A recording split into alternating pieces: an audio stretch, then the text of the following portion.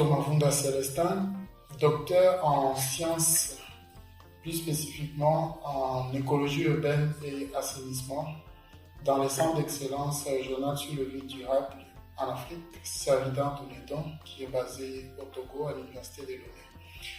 Je suis de la nationalité congolaise et donc de la République démocratique du Congo, qui est un pays de l'Afrique centrale. Notre thèse a porté sur l'analyse des écosystèmes, mais aussi sur la production des insectes dans ces écosystèmes. Au terme de ce travail, nous avons pu trouver que les écosystèmes urbains comme périurbains sont menacés par les activités humaines, entre autres l'agriculture surbrûlée et l'urbanisation anarchique. De ces résultats, nous avons également par suite fait des analyses par rapport à la diversité des écosystèmes producteurs de chenilles, donc des insectes comestibles. Nous sommes rendus compte qu'il y a 3 insectes les plus consommés dans la ville de Kinshasa, entre autres 2 espèces de chenilles et une espèce de crayon. De cela, nous sommes partis voir un peu comment est-ce que ces écosystèmes se présentent du point de vue spatial en réalisant une modélisation dans le temps. Nous avons eu à produire donc des résultats de modélisation de niche écologique de ces 3 espèces d'insectes. Et au final, nous nous sommes rendus compte que les activités humaines sont responsables de la destruction ou de la déstabilisation des habitats favorables au développement et conservation de ces insectes.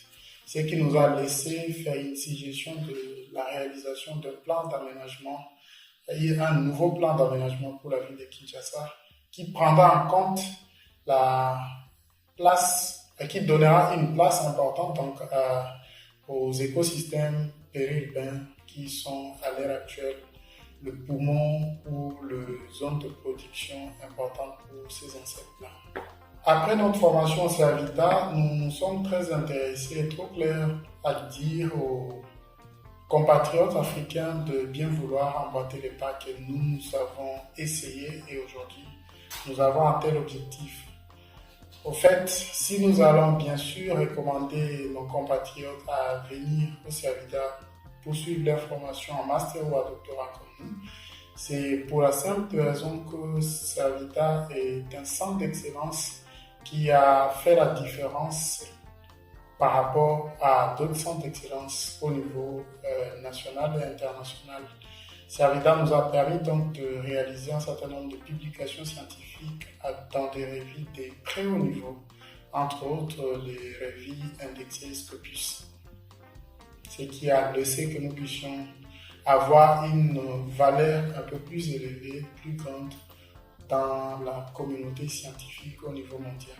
L'influence du Servida dans notre vie personnelle mais aussi dans notre projet d'avenir est que Servida nous a permis de rentrer en contact avec plusieurs personnalités dans le domaine mais aussi au niveau mondial. Servida nous a donné une nouvelle vision de choses dans le sens où notre formation de base était basée sur l'écologie forestière, mais on ne sentait pas trop vraiment la place de l'écologie urbaine. Avec Servida, nous nous sommes intéressés à travailler sur l'écologie urbaine, ce qui nous a permis de montrer à l'homme sa responsabilité dans la gestion de façon plus pratique au niveau urbain.